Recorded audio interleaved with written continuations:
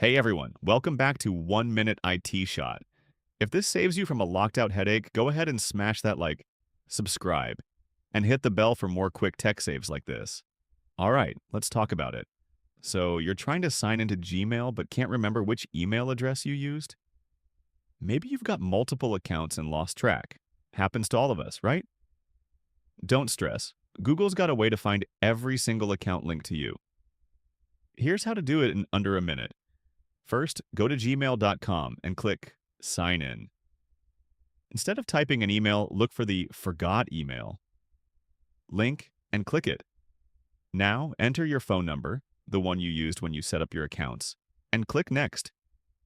Then type your first and last name, click Next again, and Google will send a verification code to your phone. Punch that code in, hit Next, and boom, there they are.